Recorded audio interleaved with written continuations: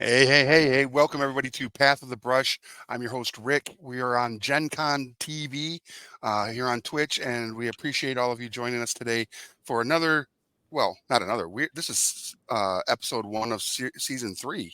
And I got our good friends Will and Mark in the background.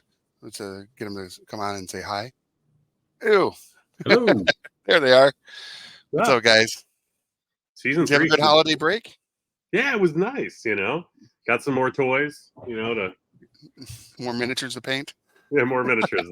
Yeah. Self of shame continues, but Right. The pile of gray continues to grow like like a boneyard, right? So yeah, that's ridiculous, man.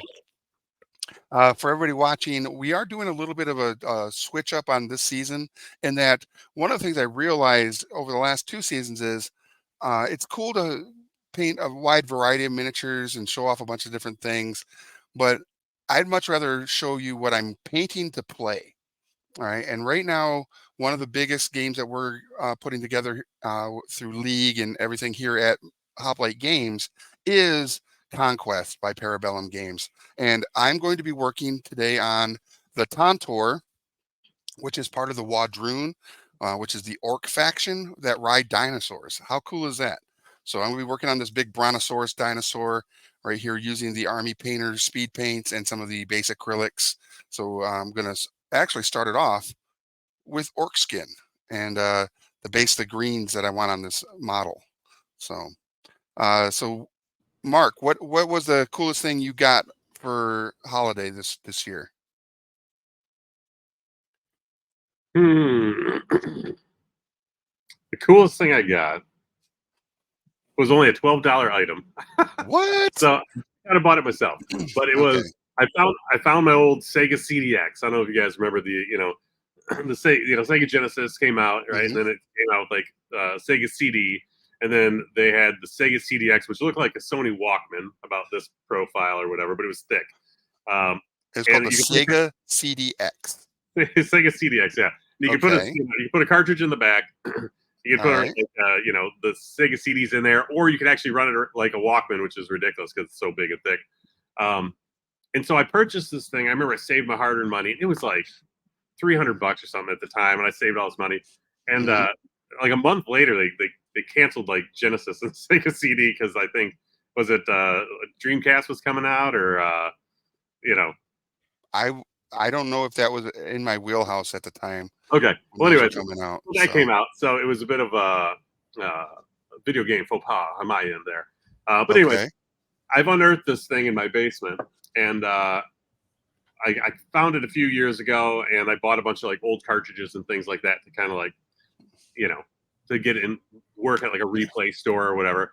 And so I got Right. a new TV though, and I was like, oh, it's gonna be great. I'm gonna pull it out, we'll play it. But it doesn't. It's the AVI. It's got the red, white, and yellow, and it just doesn't work. And Oh, okay. so it's around the holiday season, and so I thought, I'm gonna find the adapter. They had it at GameStop, not a big deal. I don't play many video games. So Okay. I thought the retro throwback would be cool. So I got in line for the GameStop store to get this one item. I see it hanging, it's like just hanging behind the counter. And the Okay. line was like literally like out the door because people were trying to to do their last minute shopping or whatever. So it must have Right. took me 30 to 40 minutes just to like get through this line. God bless the guy. He was so nice. He was talking to everybody and great customer service, except for if you're at the back of the line like me. And so I got this thing, and it was cool. And I was able to like play all those retro games, and that was a big throwback. So that was kind of like, I don't know. I thought it was the coolest item out of everything. I did more gift giving this year Okay. because I buy myself stuff all year long, right? Yeah, of course. No, that's cool. That sounds like what a wonderful gift to experience something that brought you a lot of joy as a child. Right. The throwback, good Yeah, memories. that's And I cool. think I played it for an hour, then I put it back in the closet. Perfect. How about you, Will? Well, one of the I think the present that I got for Christmas that's gotten the most use is something that was actually inspired by the show. When Okay. you talk to the guy from Van Ryder who did Final Girl, Yeah. knowing his love of the horror movies and how that was inspired, like, oh, I got to try that. So, Okay. yeah, my wife and the boys got me that for Christmas, and it's great. It's great fun. And It's seen a lot of playtime on your table then, is what you're saying? yeah, it's a fun puzzle to unpack if you like how do I get around this? There's a lot of moving Mhm. parts. And that's, I love that kind of thing to think about.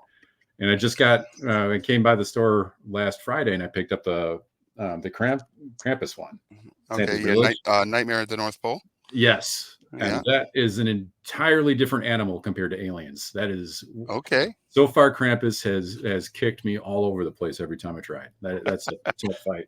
What's the That's worst wild. part about that is the elves, because Mhm. they're described as annoying.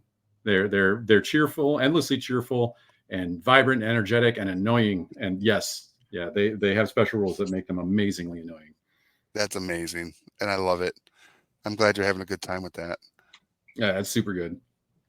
So this, so everybody watching, I'm just using speed paint right now, and you can already tell that this model was made for speed paint with all the cracks and crevices, for all the different pigmentation levels to literally find their spot. I actually feel like I'm cheating painting this miniature right now. It's ridiculous how it's like, I don't even think I'm going to need to do a second coat on the areas I'm doing, because it's really hitting the darker colors for the shadowing and giving that wonderful contrast and depth. Um, it's all, like I said, it's inappropriate how much um the speed paints just do all the work for you, And you're for doing the all of you. walkthrough, right? Yeah, yeah, yeah. So in the upcoming few episodes, we will be concentrating on the Conquest miniatures that I'll be playing with in like events here at the store, and possibly even some tournament play here in the local Conquest tournament scene. And I've got Tantor. I have the War Chief that rides the Tantor. I've got the Chosen of Conquest and Hunting Pack, but we just put in an order for all the other minis for the Wadroon that I'll need for my lists. So we'll be seeing more miniatures from the Wadroon faction, but we're going to be getting a lot of pictures taken of some of the other factions as well. I'm actually going to be reaching out to our good friend Mark and Will and Jeff and a couple others that are local players of the game that have got some really amazing miniatures that are already painted, so that we can show those off in the next episode. And then maybe we'll get some play in, and you'll see me being able to put my miniatures on the table to get totally destroyed by all the other players in the area. So, and that's kind of like how the season's going to go after we do some Conquest content and really dive deep into this game. Um, then it'll probably be something like Star Wars Shatterpoint, Fun. and then and do the same thing. I'll work on what faction I'm going to be using as my first and primary, I guess, and then do some gameplay, get some photos of some miniatures that have been done by others in the local area that are playing that game, and then again showing off what we're playing, not just this is cool, but here's something that is super cool, and we are actually playing the game, and so we can speak to it. And we got really lucky with Conquest in that Will is a vanguard for this game, and helped promote it locally in the gaming scene, and knows a lot about the rules and things to look forward to, and um, how I'm going to mess up, and he'll correct me, and then he'll slap my hand when I do something wrong. Don't put those cards in that order. And I'll be No. like, dang it. Step on them with your dinosaurs. That's right. If it has the word trample in the rules, it's Yeah. good. Trample is good. Okay. Well, I'm one of the other faction or units that I ordered is the Triceratops, the Thunder Riders. Is that what they're called? Thunder Yes. Riders? I'm actually really looking forward to seeing what those guys can do on the field. So they just And seem, again, inappropriately cool. one of my friends has picked up an astonishing number of those guys. Because he started with the Radroon, he got a good infantry army, but as soon as he got 2 Tauntors and like 9 of those the Triceratops riders, he just fell completely in love. And they're is that his army? pretty much that's the entirety of his army. That's all he's putting on the table is just a few dinosaurs, and it's like a hunting pack. Okay, That's fun. that sounds fun, but I don't know how I'd feel about having any of my like foot soldiers getting ready to get run down by a bunch of Triceratops. There's no foot soldier group that's going to stand up to that, right? You have to put them in a line of like, these guys are going to die. Yeah. Hopefully the guys behind them live. Yes, canvas powder. That's Will, what are you working on crazy. right now? I am working on I'm kind of spreading it out because I'm doing a metallics run. So I like to batch paint metallics. I'm cleaning up some Avatara from the Spires. And right now, like these guys, and I can understand cameras. So big, they're like twice the size of a man. A human is about that tall. So they're very, very tall, gangly. And oh, here's a dude, like a regular dude compared to one of them. And they have a really imposing, like fantastical look on the battlefield. And I love that. It's, you have a whole bunch of regular people going to war against just a pile of strange monsters. And that's always intriguing. Why is this? And this is what faction? These are the Spires. They're the elves. Oh, the elves. Yes. Okay. Yeah. Well, what was the faction that I used when I play tested the game recently? Your faction. Was it 100 Kingdoms? That was 100 Kingdoms. Okay. Yeah, that was super fun. Yeah, if you like horsies like that, those are your guys. Yeah, I like horsies. So horsies, and you can go hard in a lot of the options with the 100 Kingdoms. You can do massive cavalry or a lot of bows and arrows, or just a whole lot of militia led by a priest. Okay. Yeah, there's lots of wild different ways you can put those armies together.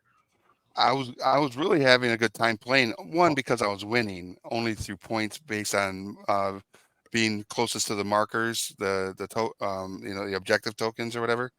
But I know if we would have went the full 12 rounds of play or whatever, I would have been destroyed. I lost so many units so fast because of the city states were just the city states are built to take on cavalry. Right? Yes. Jesus. Yeah. Hoplites, they don't care. They've got their shields and their pikes. If you charge the pikes, then you made a mistake. Yeah. And they've got their bionic arm. They're kind of like a hybrid, cyborg, Yeah. Some technology there. I gotta say 100 Kingdoms is the most kind of 40-year-old version, standard. It reminds me of your traditional war gaming, right? With the horses and everything. It's like, and now I'm making your silver pants blue. Such a great line. Right. And then I'm rocking the Nords, and those guys are basically like the North, they're like the Vikings, right? Kind of like Vikings, but kind of Gaelic as well. So like here's a fella, the Blooded. He's one of the leaders. They got Trolls, which is kind of like a weird hybrid, that's going on. There's some cool lore there, and they have some regenerative properties. And what really got me into these are their the Jotners are their giants. And so this game's all about going big or going home. So this is the Mountain Giant, which I've yet to put together, but I have put together their Sea Jotner. Yeah, got kind of a Poseidon vibe going on. I think it's great. If I bet you it's pronounced Jotner. Yes. Jotner. Yes. Yep. Like from the Giants of Jotunheim. There's another Jotner. Yes. Jotner. Yes. The ice one, which is great. That is sick. I saw you put those on the table this past Friday, and I was like, God, those are so nice. Yeah, so I've been proxying these for the Gargants, Mega Gargants, and Age of Sigmar until I get my unboxed, my Gargants all put together, which they're pretty close to scale once you get them on their, their stance and everything. So yeah, it's kind of fun to be able to mix it up a little bit. But yeah, I'm kind of painting these guys today, which are the trolls. And so I painted them a little bit last season, started it, but now I've got 6 or so more. So I'm gonna start digging into that. 6 or so more. You got a unit of 12. Right. That's amazing. Yeah. I think that's one of the great things about playing games like these is once you get in, right, you get in, or you go all in, right? Yes. So, yeah. And I'm also going to take some suggestions from the audience. If there's a game you think I should try out and play and paint some miniatures for it, let us know. And and if it's something that we're going to be playing here at the store or at the Michigan GT or even Adepticon, because I have some miniatures I have to paint for Adepticon because I got challenged by another person within the industry to play a game with them at their booth. It's Adam from the Army Painter wants me to come over to his booth and we're going to play Warzone. But Nice. I also got challenged by a podcast called Build Paint Play to come and play a game as well. So I'm going to be playing Age of Sigmar. I think that's the one they want to do is Age of Sigmar, but I'm not going to paint for that because Adepticon's so close now. I couldn't paint a full Age of Sigmar army before now and then. So I'm just going to use one of our friend Jeff's armies, and he's my because it's two guys, Jake and Dave Taylor from Build Paint Play. So it'll be Jeff and I from the Citizen Gamer podcast. So it's a podcast duel. Nice. Yeah. That's I think it'll be at Adepticon? It's going to be at Adepticon. We're going to do it in one of the evenings. Cool. Yeah. Should be a lot of fun. Yeah, I've never played it, so. And we're all signed up to do a teams tournament with Jeff on that Adepticon too. Nice. Oh, you two are? Yeah, it'll be Mark and I and Jeff and our buddy Jacob. Nice. You probably remember from the store. Oh yeah, of course. Yeah, I call him AJ. Any particular reason? Because it seems like everybody that Jeff knows, their names all start with J. I got Jared, Jacob. There's a Jeremiah or something, or there's another Jacob or another Jared, and it's like, they're all. It's AJ, another AJ. I thought that was like everybody I've known from Mason has had a name that start with a J. It's weird, right? Something about that town. Yeah, I think they're all serial killers. Oh, okay. That could be another thing. Yeah, well, I feel like they're closer to Battle Creek where Kellogg's is. So. Yeah. That I'm done. That was a bad joke. My bad. But yeah, so I also know that we're going to be doing some Song of Ice and Fire because we're starting a league here at the store starting February 4th. And I'm already working on, I'm going to be, my faction is going to be the Free Folk, and I'm already working on my War Mammoths. So we'll be doing some episodes kind of like spotlighting that game as well. Was that even like, did it even take you more than a second to pick that army? Oh no, I already have all of it. Right. I'm actually looking at it right now to the left of me. And I think I'm only missing like 2 boxes to have everything that has been made for the Free Folk. And I had that before we ever opened the store. Because I really enjoy the models. There's a chariot that's pulled by dire wolves. So many cool sculpts. So it'll be a fun. That'll be a fun little run of miniature painting as well. And the same thing, we'll be showing pictures of some other completed works that other players have, and also some pictures of gameplay. Because I want folks to know that these are super fun. And what's cool about that particular game, not to get off the Conquest line, is it's out of the box playable, which I think is also really nice. All the miniatures are pre-assembled and ready to play. But I'm one of those individuals that actually enjoys the modeling aspect of this hobby, granted, I did not put this together. Um, our good friend Ron did, but I do enjoy the modeling aspect. I just didn't have the time to put this together, and he had already put this together. This is going to be part of our one of our giveaways coming up in an event, and it was already put together. So I was like, I have a Tontor. I'm just going to paint the one that's already put together. And this isn't even fully put together. It doesn't have like the this piece here, which is like where the war chieftain and I guess another orc or two might be on. That goes on the back of the Tontor here, and then there's two tusks that come down off the side of it here.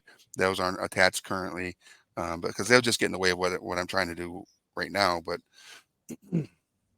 yeah, there's so much to these models, and like, but they're fun to put together as just part of the hobby inside of it, right?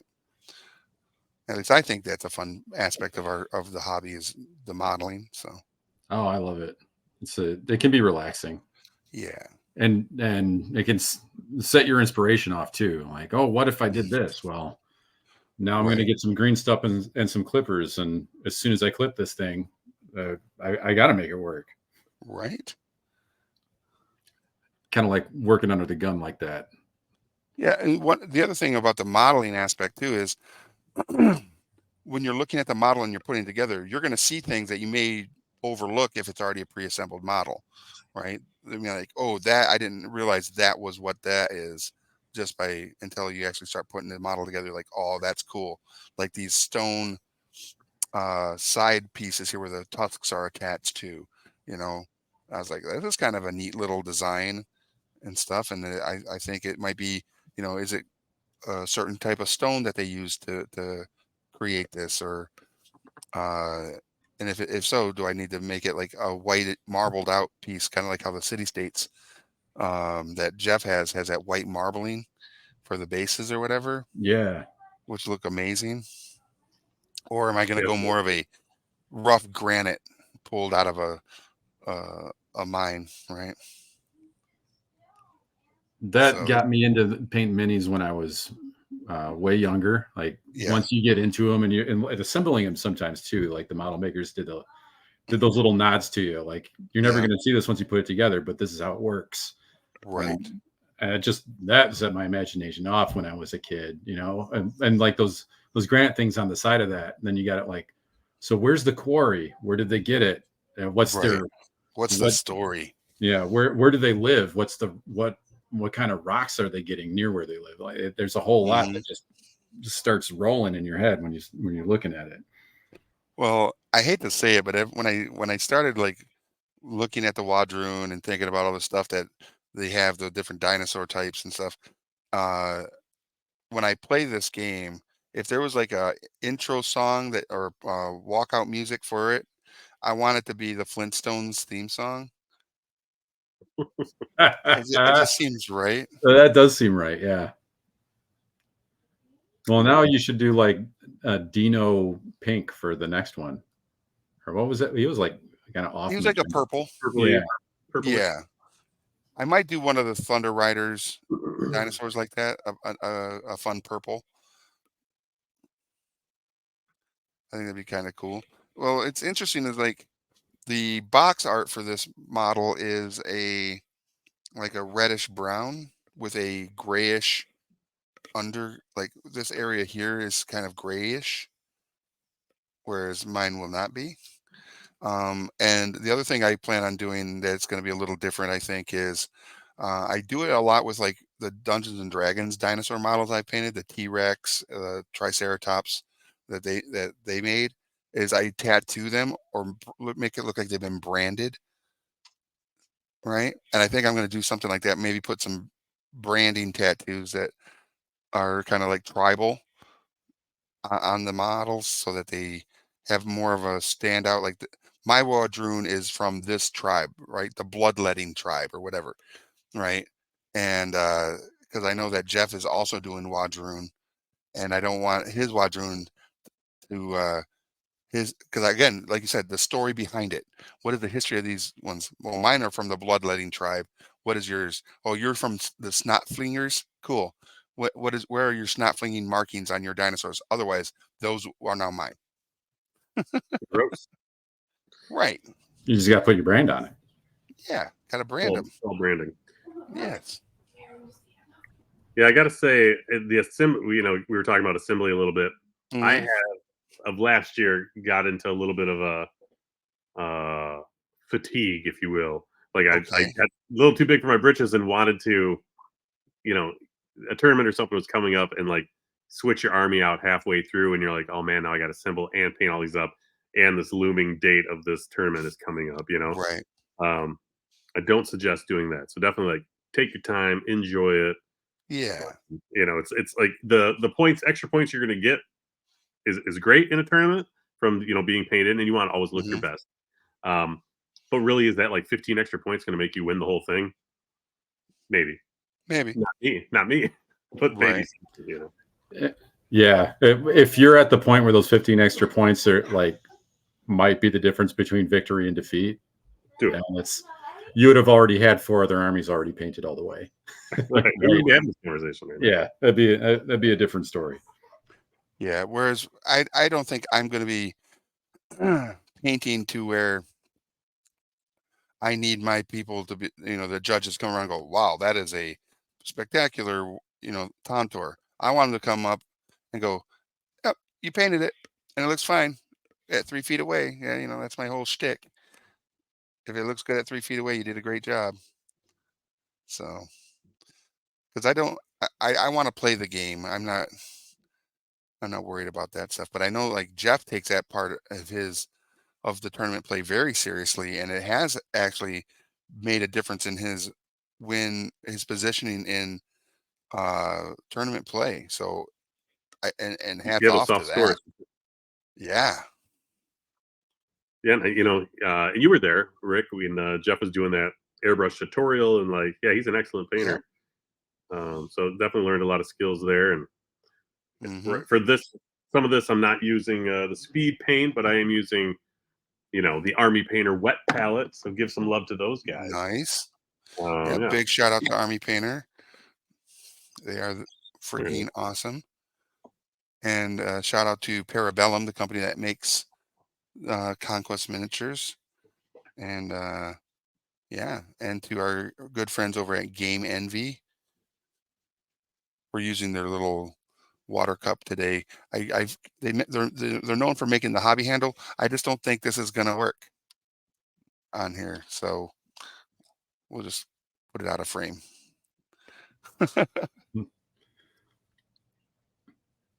Yeah, this model is so freaking gorgeous, and that's one of the things that I think we've had this conversation in seasons past, but it saddens me that as adults we don't ask each other what our favorite dinosaurs are. But I think we've had this conversation before. When I think in the last season when I was doing some work on the hunting pack. Yeah. So, but it's worth asking again for anybody watching in the chat. Please let us know what's your favorite dinosaur. We all have one. Just because we're adults doesn't mean we can't still have a favorite dinosaur. Mine is the Stegosaurus. Always been my favorite. I like I like their solar panels.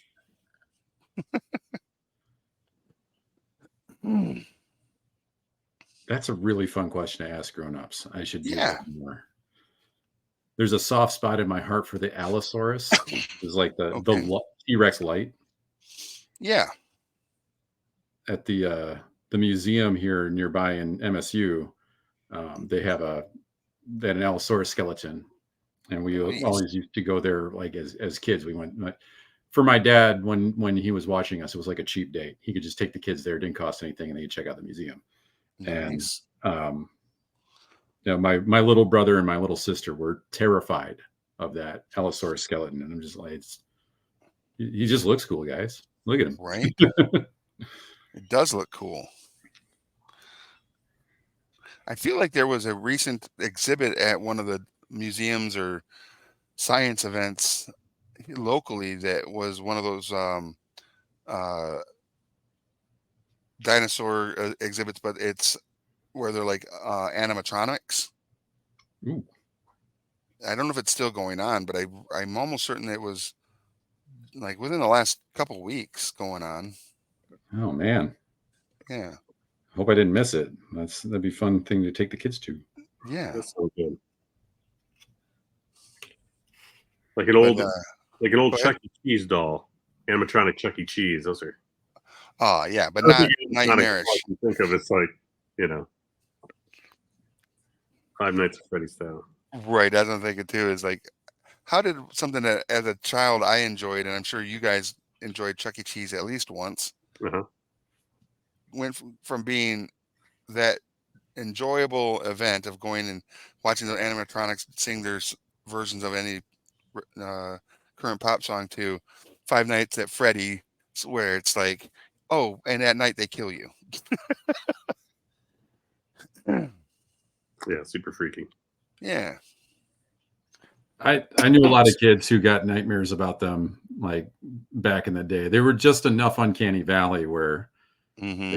like, you could kind of feel it. You could go under the stage, and they had it was like Swiss cheese cut out like under the stage, and it was like a maze or whatever. Now Yeah. that this is why I'm claustrophobic today, you know, it's like you get stuck in there with a bunch of toddlers running around in you know. Locked under the Chuck E. Cheese stage. I think Yeah, that makes anybody claustrophobic. I remember they had like they weren't like the spring-loaded switchblade combs, but they had one that looked like that. You'd hold it and it would like flip out like a comb. And so I was like, yeah, a bunch of toddlers running around with switchblade combs underneath. Now that that though visually is an amazing like thing to think about, but it could also be quite nightmarish. Right. It haunts my dreams still to this day. One of That's those with amazing. baby bottles on his fingers. Come out and play. Right? With a switchblade comb. It's like Warriors, you know? Yep. Warriors! That's funny. Go out and play. Uh, So good. so lately, Iguanodon, which I feel like is a cop-out for a dinosaur name, you know? But That's yeah, your favorite one? it's not really my favorite. I mean, I'm like classic T-Rex just because as a kid I had this thing where you could like do this and his like little mouth would open up or whatever, you know? Okay. Terrible at push-ups. Terrible at them. It doesn't have the pectoralis muscles that is necessary for good form. That's true. It's funny. I was looking up memes as a joke about pectoralis muscles recently, based on someone saying they're going to the gym and trying to get swole or whatever, and I was like, it reminded me of Ren and Stimpy, and I want to say Ren was the Chihuahua, right? And Stimpy was the cat. Yep. Yes. Right. So Ren at night would always pray for, and please Lord, give me huge pectoralis muscles. Right. Like, I was trying to find a GIF or a meme that showed him doing that prayer and asking for that to post on a buddy of mine's socials, because they had been putting up like all their these exercise and weightlifting photos that they've been doing. They've had amazing progress and with great results, but for whatever reason, it just sparked that. Please, Lord, bless me with huge pectoralis muscles. It's so good. Hey, what's up, Nos? Welcome. Thanks for joining us today or tonight, this evening. We are painting all of the miniatures from Conquest, as you probably already have discerned. And what are you currently painting, Nos of Trades? I bet they're painting something amazing. Because we're painting something somewhat amazing. And for everybody watching, if you would be so happy and inclined to do so, hit that heart, hit that bell to ensure that you are following us here at Gen Con TV, and that bell so that anytime Gen Con TV goes live, you can skip over, take a look at what's going on and what kind of content's being produced that might be of interest to you. Because if you're watching this, I'm guessing some of the other content that is on this channel by the other amazing content creators would be of interest to you as well. So yeah, all those things. So Rick, how many times you've played this? How many times now? Just once. Okay. Yeah. And again, it was me using Will's 100 Kingdoms against Jared, another J, AJ. And he was playing Jeff's city states because neither of us had ever played the game yet before, and Jeff was given and Will were kind enough to let us use their armies to kind of get a little, taste of how the game plays. And I had a great time with it. One of the mechanics I really like is when you are stacking your cards for order of engagement or execution of orders or whatever you want to call it. What is that? What's the term for that, Will? It's like an order of operations, Mm-hmm. your turn order. I like to call it a fog of war mechanic. So Okay. you can't make a move that counterplays your opponent unless you predict it really well. Okay. Yeah, it's an interesting mechanic, and it helped me one turn, and then it hurt me another because, again, like you said, I didn't predict well, and I lost a lot of troops. I was trying to take out one of the Hephaestian giants or titans, and I knocked him down to like 1 health or whatever, and I was like, yeah, I'm gonna get him in the next round, and it did not work out. He came in and just kind of like backhanded and like took out an entire force. I was like, dang, that's a That tough guy. that ice Yatnar that Mark was showing us earlier, that thing Yeah. has waded through my troops on several occasions. Not necessarily Mark's, but like anytime I see that thing, it's got a huge target on his head. Those things are Terrible day, terrifying. Terrible day there. Not necessarily Mark's. Well, we've only played like once, so I don't know if we even had that. I've only got it to the table, I think, twice. So I'm glad that this is a subject matter that we are conquesting and conquering because it will get me to the table more often. Heck yeah. But does the giant, the Jotun giant there, also have that kind of like devastation to a whole unit where it just wipes one unit out with a backhand?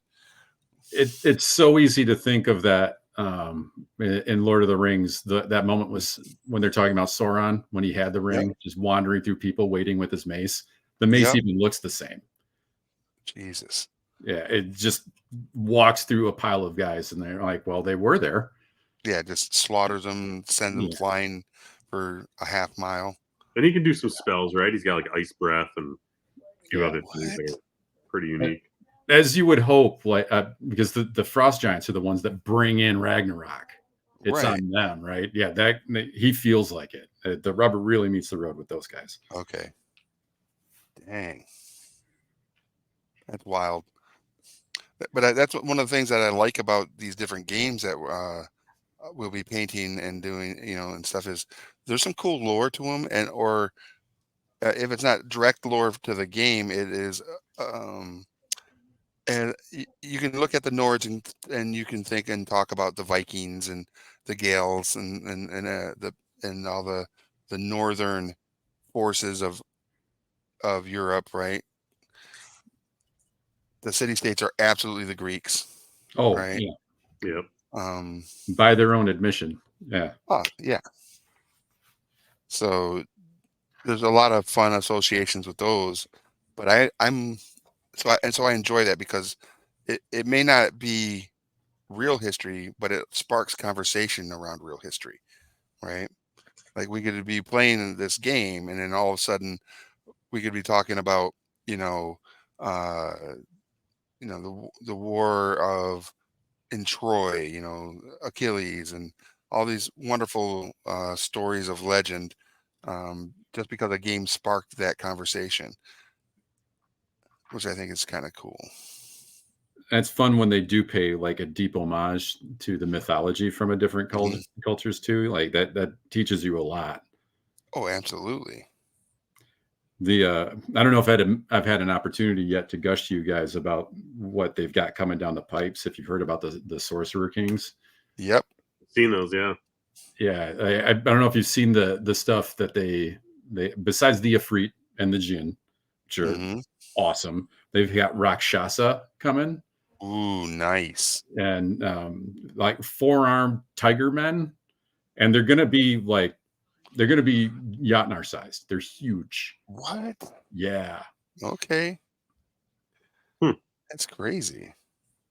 Kind of like what is it in Mexican culture? Like they got the jaguar, like big jaguar Hmm. gods. Like I wonder if it's something those type vibes. It's Indian.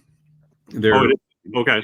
yeah, and it's awesome because they're doing deep cuts to like in Indian culture, dress Oh, it's and their awesome. mythology. Yeah, so that That's sick. yes, for real. Like they're mainline troops, like scimitars, and Hmm. the really cool ringed scale. Just looks gorgeous. Nice. That's gonna be a lot of fun. I've seen the miniatures already in newsletters and pre-release intel, and they look great. Uh, I'm gonna be curious as to who's actually gonna dive into that faction so that we can play against them. Right. Yeah. Because after Nords, I kind of thought my wife should get into the Waldroon as well because the dinosaurs, Hmm. the favorite T-Rex. Like I picked this thing up and I was like, this is awesome. So And good. then it's just can always go down the rabbit hole deeper and Oh deeper. yeah. Because in my Always. head, I'm like, I'm gonna have people over. We're gonna play. There, you can't just have one army. Right. And that's But one of the other things that it's fun about these games too is, yeah, if you really want to play, if you're not, if someone comes over and you're like, oh, they're like, oh, really like to play that. Okay. Oh, I only have my Wadroon. Meow, meow, meow. So right, no, right. I'm Like probably go to the gonna store. also just, yeah. Pick So I'm pick it probably up. also gonna work on city states. Oh, okay. And that's one of the things too that kind of helps with that army fatigue is to be able to like jump to another army and not feel like Hmm. you've just been doing the same thing over and over. Yep. Um, it's not cost efficient sometimes, but it Right. sure is There is fun. there is some prohibitive costs there because the hobbies they're not inexpensive. Right. Yeah, I'm looking at knowing that they have Rakshasas and Jinn coming, and Yeah. the way you can paint the Jinn, that's just going to be fun. And the Afri, Oh like, yeah. so I don't need a third army. No, I don't need it, I want it. but Oh man, It, you I'm know, really excited to play it. some of those the two army kits, Yep. split with a friend. That's a great way to get into it, or just like like the base single box base is a great Hmm. way to get into it as well. That's how I got into the Nords, and yeah, it's pretty affordable that way. To start off, and the cool Hmm. thing about this game is you don't have to do the full point, and it doesn't. It's obviously the bigger, more epic game when you do. Um, Right. but it's less of like say the Games Workshop or Age of Sigmar where there's three modes of play, right? You could really just say I want to match your points and then tally it up to that. And I All think we did right. that in some of the early yeah. testing games. Will, tell us a little bit about how you do that at some of the shows or some of the different stores and things when you're demoing things.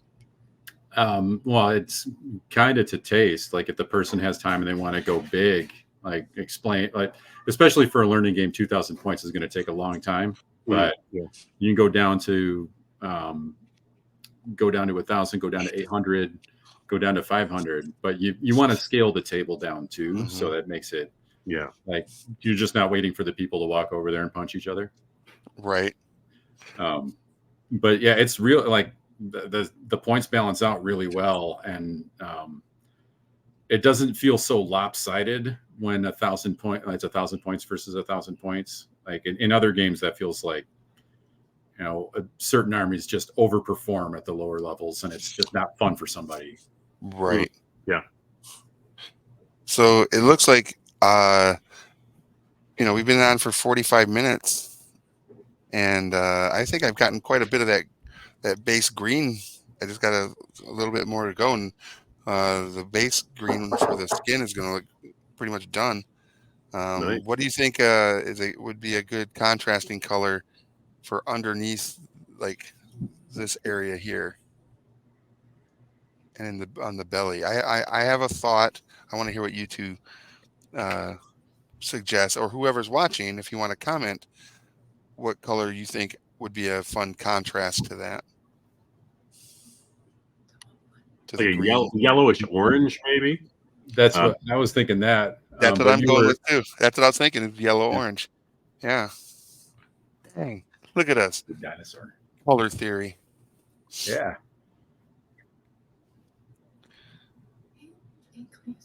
Yeah, thinking yellow and your orange. favorite? Okay. Great. My wife wanted to add that her favorite dinosaur is the Ankylosaurus.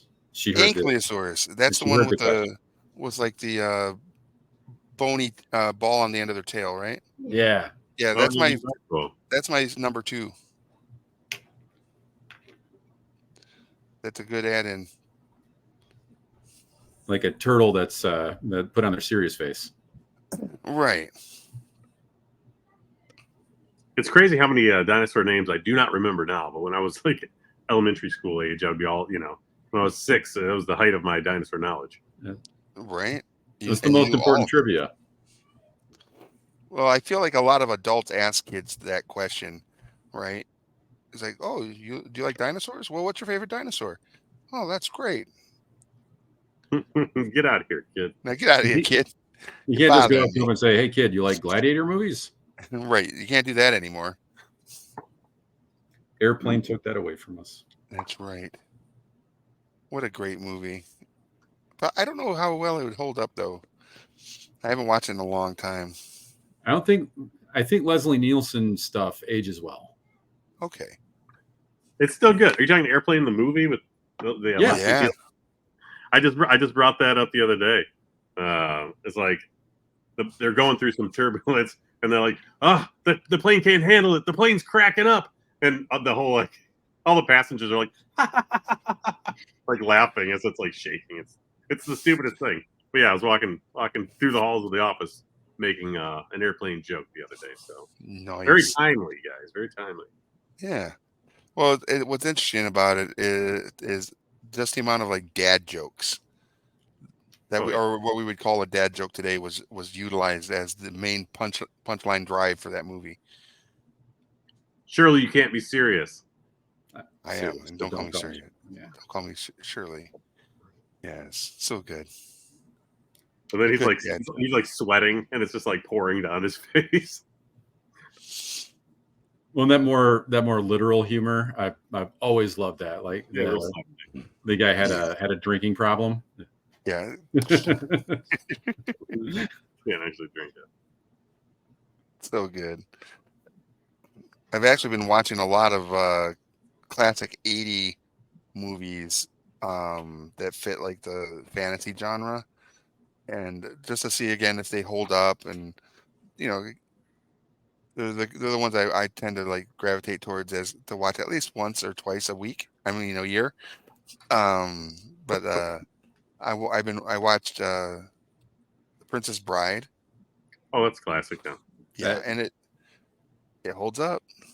Well, that one's great. It's a good book too. It's a really good book. Do you remember what? The Barbarians with the Barbarian Bros, those weightlifter guys. Yep, the Barbarian Brothers. Yeah. Yes, I do. That one, however, I don't think holds up very well. No. Excuse me. What about Beastmaster? You think that one holds Love up? Beastmaster. Yeah, I don't have that one on my. All these movies I've watched Legend with Tom Cruise and Tim Curry, Lady Hawk, The Princess Bride, Granted, it's not an 80s, but I've been watching the 13th Warrior. And one of the things I find interesting is, like you just mentioned, Beastmaster. I'm going to see if it's available to purchase on Amazon, and I'll get it, and it'll be something that, like on paint nights here, if everybody agrees, we'll put it on and we'll watch Beastmaster while we paint miniatures. Well, that's fun. Yeah, because we did Princess Bride last week, and it was a blast. Everybody was like, "I just drained 1 year of your life away. Tell me how you feel, and remember, this is for science." Yeah. That sword fight in Princess Bride stands the test of time as one of the best sword fights on celluloid like ever. The And one the history between behind. the one with Mandy Patinkin and the guy who played Dread Pirate Roberts, or Wesley. Yeah. Yeah. Take your time. Thank you. Excuse me, wait. but you wouldn't happen to have 6 fingers on your right hand. How do you That's ask? an odd. Why do you ask? My father was killed by a 6-finger man. They came out with this fellow. I I feel like- hate to die. they came out with some magic cards. The Princess Bride magic cards. Have you seen these? What? Yep. Yeah. They're like the special foil I ones. think there was Secret Lair, I think Yes, is what they were. Yep. I was very tempted to buy them. Yeah, that's awesome. But they'd be fun in like a commander deck or something, you know. Oh yeah, if you pull out Inconceivable, you're like, I do not think it means what you think it means. So in your classic 80s movies that you're watching, has Tron made the cut? It has not. I've really been hyper focused on the fantasy genre, or the like ancient history kind of stuff. I want to get like Kroll, Oh I'm yeah. bring that you up, know, the original Clash of the Titans. Oh, I love the with the original stop-motion Clash of animation. Titans. Yeah, Yeah, that's amazing. I love that. The owl, Perseus is owl, yes, like, right? yeah. Virgin The Exactly. guy- What's Go that? ahead. I can't remember the guy who did the stop motion animation, but it was like his crowning jewel. The stop motion in that was so good. Yeah, and it was. There's no doubt about it. The skeletons on the beach, Medusa. Medusa. Yeah. Yeah. Was it at Chiron? Who was the king that gets blessed by Hades to help, or to try to take out Perseus? I can't remember, but he kind of had that demonic look upon him. Oh yeah, with the horns, and he turns. Yeah, he gets all. Yeah, and it's like half his body's all like jacked up. He's the curly haired guy. Yeah. Yeah. Yeah, that's great. And then Rocky's trainer, Burgess Meredith, was like Perseus's, like trainer, if you will. Right. Yeah, it was super funny. He finds that Pegasus at night. So good. Right? So many good things on there. Worth watching for sure. Yeah, that's a classic. Yeah. But Tron will probably find its way, but it'll probably be more around the time when I'm working on maybe like Cyberpunk, right? Because we're gonna play some Cyberpunk up here. I've got so much terrain from Monster Fight Club to build like a Cyberpunk city that we're gonna have to play some Cyberpunk. Not the RPG, but the board game, or the their miniature game that they kind of come up with. That's fun. Yeah, I think that'd be a good time.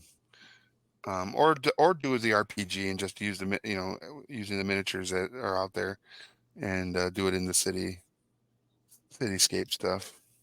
Would be a blast. But that'll get me I think Tron will get me into that mood, where watching like all these old fantasy movies really gets me in the mood for this kind of stuff that we're doing with Conquest and everything. I So what wouldn't did mind you? watching like Sinbad, the Voyage of Sinbad. Yeah. Same, I think same stop motion guy did those. Yeah. And like Jason versus the Argonauts, those ones. Yep. What did you think of the newer Conan? Was it Um, Jason Momoa? Isn't it? Jason Momoa. Yeah, I thought it was great. It was You fun. know, Yeah. yeah, I had a good time watching it. I was entertained, and Jason Momoa looks more like how Conan is kind of represented in literature and comics than what Arnold is. But I mean, but Arnold's 1982 classic is my number one The Barbarian. movie. Yeah, Conan the Barbarian is my favorite movie of all time. He, what he brings to the role completely covers the little bits that are missing from like the description. Agreed. Right? Yeah. Yeah, and it's not like a cinematic masterpiece by any means. It's just I have a lot of great memories around the movie, and I really enjoyed seeing one of my literary heroes on the silver screen at that time. Right, it was amazing. So, Yeah, it wasn't until I was in my like 30s at least that I picked up the Robert D. Howard books and started to mhm, read that, and they're just like candy. Like you're yes, not going into high literature, right? So you're right, in it for the fun of it, and it is fun. yes, Yeah, that I whole agree. series is good. Yeah, I was. That's one of the things I was kind of lucky with growing up. As a young kid, I used to hide behind the couch at my grandparents' house, and they had these bookshelves behind the couch, right? So I'd be behind there, and it wasn't like I was hiding from anything. I was just that's where I kind of hung out because I read a lot of books. I'd be that kid that would be sitting back there reading the encyclopedias, the old Encyclopedia Britannicas that they had, just because I loved to read and all that stuff. I was just trying to consume as much as I could, and my grandfather had a bunch of the old pulp literature Oh like man, zines that had the original Robert E. Howard Conan stories in them. And I was like, what is this? And I was like 7 or 8 years old. And then I got introduced to Dungeons and Dragons. And then, boom, Conan movie. And I was like, it's like they're in my head. They know what I want. All this. It was wild. Man, One of the first ones I read this was novel is cool. oh yeah, it's looking really nice. Yeah, one of the first Conan books I read was like Conan the Formidable by Steve Perry. So like even the offshoot ones were Hmm. pretty good. Oh, I think, yeah. absolutely. Yeah. and the Marvel stuff was great. Like they Agreed. translated really well. Yeah. So of all the comic books that were ever published, the original Marvel run is amazing, but I liked the Savage Sword of Conan, the magazine sized, that was in black and white, um, Hmm. mainly because it didn't have to adhere to the Comic Code Authority, um, right? So they didn't have a lot of restrictions on the kind of material they put in there, and it was much more graphic and they could go down a darker storyline, Mm. which I mean, Conan is considered a heroic character, but he was a roguish barbarian thief who just slaughtered everything, right? And they were able to really portray that best, I think, in the Savage Sword of Conan stories. So Oh, for sure. It landed better because they got around that comic code because the stories yeah, had consequences. yes, and he didn't always win, Yeah. right? There were some stories where he gets his, he gets beat up or one of his companions doesn't make it, and then there's he eventually gets his revenge and defeats the villain. But when you're sitting there and you're like Conan is a hero, and then the next thing you know, the thing that he cherishes most in that time, be it a companion or a female character or whatever, gets eliminated, and how he was written and how he mourned and how he grieved was kind of a really interesting take. So, and then he would go and just destroy everything. salt the fields. Yeah, all the way. Yeah, Yeah, there's no other comic characters at that time had to process grief, which right. kind of humanized him a bit, which is weird to think. Yeah, yeah. I mean, the it's kind of weird. Is like a lot of characters in the comics do have to process some forms of grief. The biggest one being, Peter Parker, Yeah, Spider-Man. That was like one of his cornerstones to his character is his inner dialogue of like how he isn't good enough, or if he would have just did this one other thing, that this person wouldn't have died, or you know. So he was constantly processing his failures or what his assumed failures were. Uh, but that was really just to kind of connect with the teenage boy of the time, uh, to make him seem like he's just like me, where Conan is not. Conan kind of gave you like this is a character who does not cry, but this is how he processes grief, and this is how after he's processed it, he destroys the thing that made him feel that feeling. You made me feel feelings. Now I must crush you. It's so funny. And then the bad guy in the original, the barbarian, James Earl Jones, right? Yeah, yeah, yeah. Tulsa Doom. Yep. Tulsa Doom.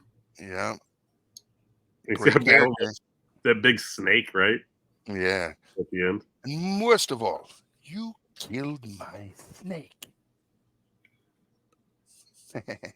You killed my mother. You killed my father. You killed my people. Yes. Must have been when I was younger and I quest for steel. The riddle of steel. You know it, don't you, boy? What is steel? Steel is not strong, boy. It's the flesh that Flesh wields it. is stronger. You see? Yep. Classic. It's so good. So many good one-liners. I love it. When he meets the witch and that goes Oh, like yeah. skirting out of the tent there. Yep. He turns into like a fiery will-o-wisp and cackles He's as like, she escapes. Grom. And what I thought was kind of funny is the next morning he wakes up and goes outside, and there's his like Mongol like Subutai. man. I am Subutai, thief and Acha. Why are you here? Food for wolves. So funny. It's like he's literally standing right outside the door of the cabin where the witch was. For some reason, he never even noticed until the next morning. Right. That's the only movie series in history in which the hero punches a camel twice. Twice. Imagine that being the thing you're the most known for. That would be hilarious. All right. I mean, they were dealing with some Black Lotus at the time, right? Like Stygian, the best. It's so good. And I think that's why I think I like the Wadroon too, is they also kind of give off that barbarian Conan vibe, you know? Oh yeah. They kind And of everybody in our society is polite because they all have an axe. right. It's the old Wild West, right? Yeah. And like the Wadroon chieftain who rides a Tantor, he just looks like he's like straight up a barbarian. That guy's the most polite. Right, because he has a Tantor. Yeah. I don't why me need axe when me can just stomp you to puddle with Tantor. Well, give us a little little bit of gameplay. Like, how does Conquest run just a little bit different than some of the other war games? That's really drew you in. The alternating, like gameplay of it. What was the thing that really drew you in? Like the first hook that sold me on it just on its face is like, all right, well, that's intriguing enough that I want to give it a shot, because I had just come from playing Age of Sigmar and Warhammer 40K, and that's like, in either of those games, one person moves their entire army, they attack with their entire army, and then they attack with their entire army, and then they attack with their entire army, and then it's your turn. Right. And by the time 30 minutes to an hour later, yeah, and by the time that person's done, unless you if you placed yourself just right, then like you'll have a meaningful counterpunch activation, right? So there's a lot of, you got to plan for that other person just walking over and killing everything that you have, and if you were 1 inch too far, then you lose sometimes. And while that's a gross oversimplification when you're first getting started with the game, that's what it kind of feels like. Right. And with Conquest, like the game starts when you got to the table with your guys. The table starts off blank, and the first 3 rounds are kind of the positioning. Like everybody has to walk in onto the table, and you build, like you deploy organically against your opponent for the first few rounds. And the game doesn't really start until like round 3, round 4. And like round 5 is notoriously bloody. Like by the time you get to round 5, both people, like you're really counting your deck, like, oh, I got to make these cards count. That's super fun. And it's not just because you get to take turns, like drawing the card, playing the guy instead of my whole army, your whole army. Then it's meaningful. There's definite give and take. There's lucky moments. Right. It's a lot more of a conversation of a game, and it makes it very fun. That's a great analogy. A conversation of a game where there is a back and forth exchange instead of just like you said, I'm going to move all my stuff against you and destroy all but like these 3 units, and then now you go. Good job. Yeah, like it's a conversation rather than a shouting match. I think that'd be my metaphor. And then the rolling for initiative, if you get double rolled sometimes in other games, that can really turn the table where you're just you can lose just based on that. Someone went twice in a row, and now like you're devastated. It's amazing. There's other games that do that too, where it's I go, all my stuff, you go, and then the games that I'm gravitating towards personally, like what Will said with that mechanic, is I like me activate a unit, you activate a unit. A lot of those smaller skirmish games have that going on, and I like that. So yeah, I think that's what drew us in Kill Team, and Will and I first started gaming together, and the alternating activations, that was refreshing, and kept us engaged, right? Yeah.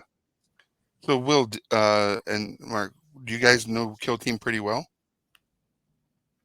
I know it very well. It got me back into playing miniatures and painting and playing miniature games. Right. And I did a lot of tournaments for it. And I had a very good time with it, and it built up a story, built up a lot of friendships. Okay. And the kind of the fun of that one, and the fun of war games in particular, that's kept me coming back, is those moments where you have like one unit that gets to go out there and overperform just enough to get a story, and then it persists, and everybody knows that model's name because like, oh, it's Cookie's back. Right. And they're like, no. Cookie. Yeah, and win or lose, you got kind of some cool moments you can come back to. Yeah. Right. That's great. One of the reasons I ask is, what are you doing Saturday, Will? Want to demo some Kill Team? I would love to. I was planning on coming over. Because we're going to need a Kill Team table set up and someone to demo it. Yeah. Because the guy that I had coming is unable to participate now.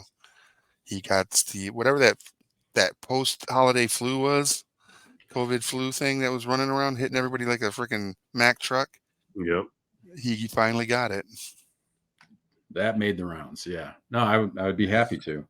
Cool. You guys are running what, 2 to 7, is it? Yeah, something like that, yeah. And of course, you don't have to be here the whole time. But yeah, we're doing a for those of you that might be in the Lansing area here in Michigan, we are doing a tasting, if you will, where we're going to let people come in and demo the different Games Workshop games that are currently in print. So Kill Team, Legion Imperialis, Age of Sigmar, 40K, and I think there's one other one that we're going to have a table set up for. Is it Warcry? No, I don't believe it is Warcry, but I can't remember. Necromunda? Oh, I wish. Oh, I love Necromunda. Yeah. I didn't know you loved Necromunda. Oh, we got to play that. It's the only one of GW's games that I've really actually played, right? Was Necromunda back in the mid 90s. So I've been wanting to get into Necromunda, but nobody plays it right now. If you want to play it, we could play now. I would like now. I play it. Love it. I think my skirmish squad had I want to say was it Madusa? I think is what her name was, but she was a redheaded gang leader. Was the Eschers? You know? I don't remember. Again, this was back in like 96, 97. The punk rock ladies. Probably. And she has red hair and kind of like all wavy out, you know. Yeah, I think those developed into those Eschers. That sounds right. I was like, this character is amazing. And was the leader. So but yeah, I just got a little bit left on the green here, and then we'll put on some of that orangish yellow contrasting here in the last 15 minutes. Get that put on. I think it's going to make this model pop even more, even though I think it's looking great already. So far, I've been able to base all these little trolls blue and get their hair just the right punk rock purple to get going there. Very cool. Nice. Yeah. And then I'll make their knickers green, which is more of like a kilty kind of, I don't know, rag thing put together with chainmail. Trolls aren't really known for their fashion sense. Right. No, not high fashion. They're more gutter. They're gutter punks, you know. Right. All right. So we're getting close to this little bit being done. And then I'll find that other color and we'll at least give it a look-see. You might find that color on like a rogue planetoid that came crashing to Earth. You think so? Like that'd be a good place to look for it.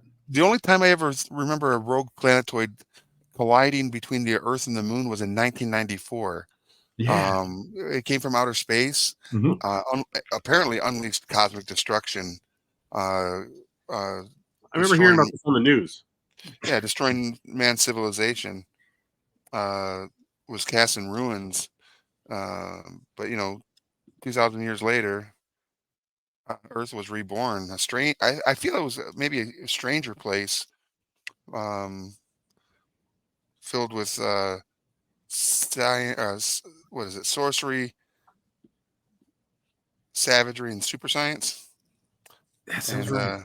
But only one man was able to really burst his bonds to fight for freedom or justice, and with his companions, somebody called Ukla the Mock and Princess Ariel.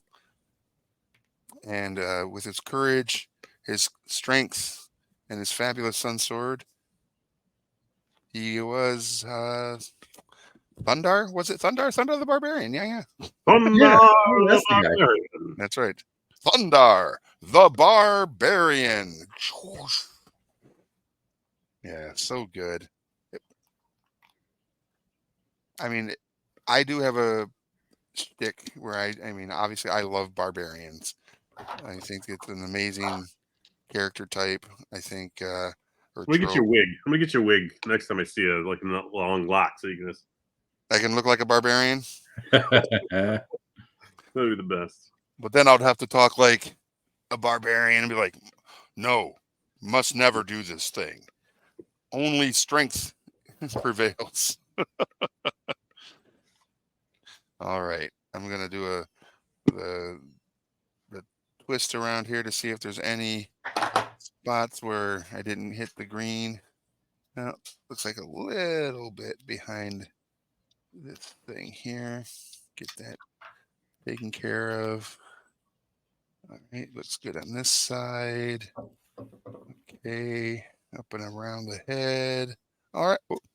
Oh, there's a little spot. Almost got away with it. All right, cool.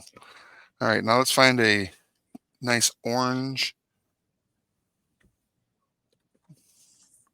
I would avoid the Yellowy. nuclear one. That Right. one, yeah. Yeah, that one just thought it would be cool to explode the last time we used it. I will admit, I have a feeling that that one would be the perfect color, though. Right? You're tempting fate, man. I know. I too like to live on the wild side. All right, not in this box. Maybe this side. Back to your earlier 80s fantasy movies. Yeah. You know, it always astounds me when anyone else has seen Crawl. That like It's so good. It does not hold up, though. I will admit that I have watched it, and it does not hold up. it barely held up back then. Agreed. I think it was on Disney for a minute. Really? And it's like coming off. Yeah, I just was watching. It was like sci-fi movies that it's kind of a sci-fi fantasy movie, you know. That's true. Yeah. So it was. I think it was on there, or it was like one of them in that like main list. It was like not a huge box office hit, but it became a cult classic. You go down the old movie stores and you have that cult classic section. You found in there. I'm going to use Zealot Yellow and see how that looks. Right here, Zealot Yellow. What about Dark Crystal? Would that count? Oh, absolutely. Oh, yeah. I need. They rebooted it recently, right? Yeah. Well, yeah. A prequel, I believe it was. Yes. And it wasn't bad. No, I enjoyed it. I love the in the making of for the Dark Crystal. I so love the making of stuff.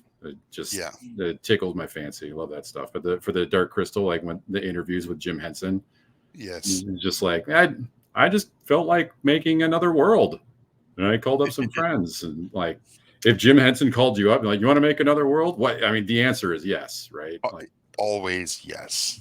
Like you seen the Jim Henson Storytellers? I think we've talked about this at some point. Yeah, it was amazing. Agreed. It doesn't hold up as well. The only downside from some of those is like the ones that were shows. Mm-hmm. They were made for 3/4 TV. They were like the old format, and they didn't make them to the same resolution and things like that. But those stories, a lot of them pulled from old lore and things like that. That was it was very cool. Yeah, I agree. So I am actually digging this Zealot Yellow on this model. That's looking good. Great. Quit preaching that Zealot Yellow. I am a zealot. Heck yeah. Look at that. It's got I feel like this particular bottle might have been sitting a little long. It's got a little bit of and maybe I didn't shake it up well enough, but the pigment, the heavier and darker pigmentation isn't quite separating enough right off the bat here. But that's great on organic shapes, though. Organic things like that. It kind of scales. It kind of lends itself that can work out. Yeah, it absolutely can. Because there's, maybe it's a scab. Worst thing that happens is you need another coat, right? Right. Yeah, and I'm gonna need another coat on a couple spots, just because there's some bleed over from the green or whatever, and it's gonna need a little extra love on some spots. But overall, I think this is a great contrasting color and looks pretty slick. Oh Yeah, it yeah. looks really nice. So with those brands that you were talking about, you've picked out like some symbols. So I usually do these like swirls, like think like the Lost City of Atlantis Disney animated thing Oh, yeah. that they would have on the different stones or the different vehicles and creatures. So I kind of go with like a very probably water-esque symbols, but it's definitely gonna be tribal, as one would think, like maybe like a tribal tattoo or something. Like your tramp stamp. I'm just kidding. I don't know if you have that. I don't have a tramp stamp. But I do have a tattoo, a tribal tattoo on my leg. That is also very um, similar to how I do my branding on my dinosaurs for D&D, which I'm going to incorporate on this bad boy too. Very cool. Yeah, tramp stamp.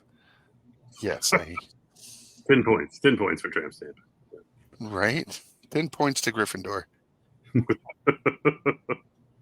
I will say that there's no army in Conquest that has any wyverns yet, but I'm sure they're coming.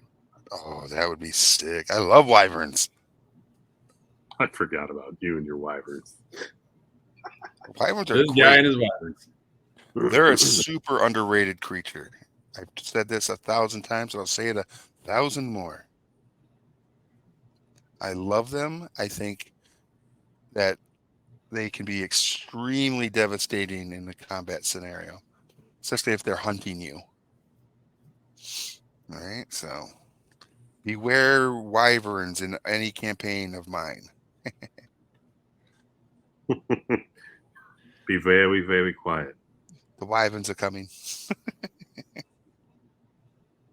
Yes. Nice.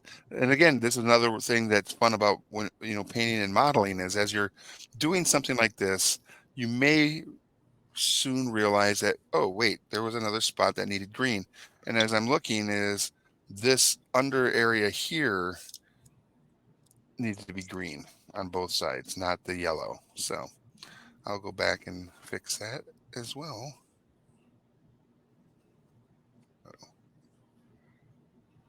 Yep. Super fun. This guy's going to be a lot of fun to see on a table and crushing all of the bad guys. Because everybody that's not Wadroon is obviously bad guys. That makes sense.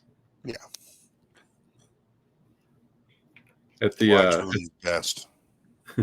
at the Michigan GT last year, there's a couple guys running Wadroon, and Mm-hmm. like my favorite one was somebody who was basically carrying a purse with their Tantor's head sticking out like a puppy, like it was Nice. their toy poodle. Their little comfort dog. Yes. Nice.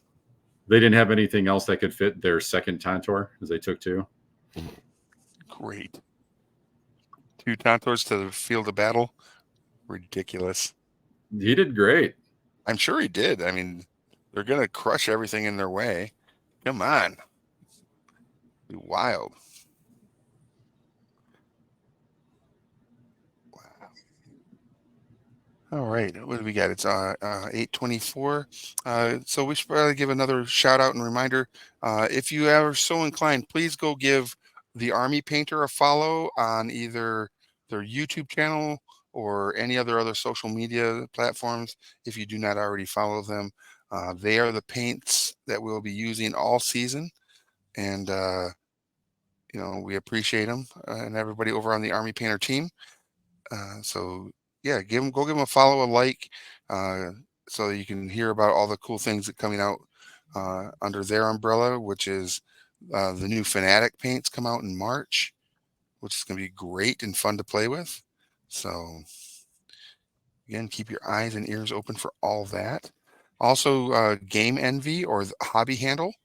It's the same company. I think they just go by Game Envy, the makers of the Hobby Handle now. So check them out. Check out Gen Con TV or just any of the other Gen Con platforms as well. So if you have never been to Gen Con, the convention in Indianapolis in August every year, this is the year to go, right? I say that because it is the 50th anniversary of Dungeons and Dragons, and I know that they're going to be pulling out all the stops to celebrate that amazing achievement of a game that is so well loved by so many people and has had such a great um, uh, resurgence. I mean, it never really went anywhere, but it's had its moments where people had opinions that were probably in a more negative light. Um, and now it's very mainstream and, you know, a lot of fun and 50 years. It's just an amazing accomplishment. So, Yeah, the panic that it endured and yeah, still managed to thrive. That tells you a lot about it, what yeah, it means to people. agreed. And it's one of my favorite games, and I'm really excited to see what is going to take place this year. So make sure to give them the follows. And then, yeah, that's pretty much it for our sponsors. But a big shout out and love to Conquest or Parabellum Games that makes Conquest for making such a fun and engaging and inspirational game that we are going to enjoy playing. And I can't wait to put my Wadroon to table to take on Will and any of his armies and any of the other local players' armies. And as Conan would say, cross them, see them driven before us, and hear the lamentations of their women. That is what is best in life. That is what is best in life. All right. So yeah, I think for those bases right off the bat, this is looking really good. Hey, what's up, Tabletop Misfits? And this is going to be an amazing model once it's all said and done. When we get the fun add-ons that are done here, I'm going to get the face and this fun little like beard that this Brontosaurus has, or Tantor. I think is an interesting thing. I don't know if this was a artistic liberty. I don't think I've ever seen any Brontosaurus like art or sculpts previously that had ever had these like this beard thing going on, but that's kind of neat. And then, like I said, it has this very cool attachment that goes on the back of the model as well, where the orcs ride, the war chieftain rides, and it looks like it's made out of a giant tortoise shell, right? Which is going to be a lot of fun. I'm thinking kind of some grays or grays and blues for that Ooh, tortoise shell, maybe. yeah. This again, it'd be another sharp contrast because they have again kind of like a brownish yellow for it, which looks great on the box, but I don't want to look like the box. I want to have my own vibe and look. And then it has these cool draperies on there as well to keep them out of the sun the entire time as they're riding in battle, because you don't want to have the sun beating down you totally and dehydrating you as it is wont to do. So yeah, super cool, and really excited to be painting this amazing model. Um, yeah, I don't see any other. Oh, I'll work on some of that green. It still needs to get done here. That I was kind of misregistering on the belly there. That'd be kind of fun with that big fella, that whole thing on his back. Like you could have some orcs just having a picnic. Like they're so far Right? removed from the battle, no, they wouldn't even know. Exactly. They could just be sitting up there. They could be like playing like Texas Hold'em or something. Yeah. Because They found this reminds me like this would be like the Navy or the armored mobile infantry or whatever, and while the ground pounders are out there getting torn up, they're up there playing spades until they we're in battle now. Okay, well let's do the thing. All right, back to playing spades. So cool. They had a whole balcony up there. Yeah. All right. So, which force would you bring against the Wadroon first, Will? That you already First, have. Yeah. well, I've been putting a whole lot of work into my spires lately, so Okay. they're probably bring them. All right. Yeah. And just giant monsters versus giant monsters is always fun. Oh, absolutely. I can imagine. Like again, when you visibly think about the conflict that is about to go down, right? And you have one of your giant monsters fighting a brontosaurus, and you're on the field of battle. Could you imagine that big hand just coming and punching the side of the head of the brontosaurus to knock it out? Oh, you can, and it's amazing. And did the brontosaurus even notice? Like, oh, you tried? Right. I guess it's time to wake up then. Right. So good. You know, play Jurassic Park sound after the Flintstones. You know, your pump up jam, your walkout music, Right. like Jurassic Park theme in the background. What I'd want to do too is put a glass of water in a clear glass on the table, and then just have a vibration going on. So it's like, here come the Tantor, and then there's that ripple in the water. What's going on? That would be hilarious. You don't gotta wait for the activation. You have the alternating activation, but you're gonna have to wait for the shtick each time. You know. Right. What are we waiting for? Oh, I got the shtick. The shtick. Hey, if somebody's dedicated to that, more power to them. I love that kind of stuff. Yeah. Yeah, that's great. It brings a little more spice to the game, right? It's like, Oh, yeah. this person's really into it. It's kind of like when you, because I've gone to the Michigan GT now at 2 years, and I've gone to Adepticon once. And one of the things I find very fun is when people who are like on teams or coming from like a gaming club, and they're all wearing like their their colors, or they all have like a t-shirt that's the same or whatever. But one of the ones I thought was super funny at the GT this past year was like some people had like these big chains and or different weird hats and stuff, and I thought that was just super fun and brought again a little more character to the game. So Put the Raptor Pit guys. could have, I mean, there was a bunch of people that had different looks going on, so could have been anybody. And I really appreciated it. There's a guy I played way back. It was in that that tourney that you went to, Mark. When I first tried out the Caradron Overlords, he was he had a character on his roster because he was playing Nurgle, and they had a QR code on the bottom of the guy's base. And if you scanned it, it took you to a Google Doc of that character's history, all the battles it's been in, wins and losses, and like his ongoing story. What? So after every game he was in, he made sure to update it with the story that included his opponent and what happened to that character. Like, oh wow, oh, that is brilliant! Such a beautiful level of love that guy had. Is awesome. Yeah, that's super cool.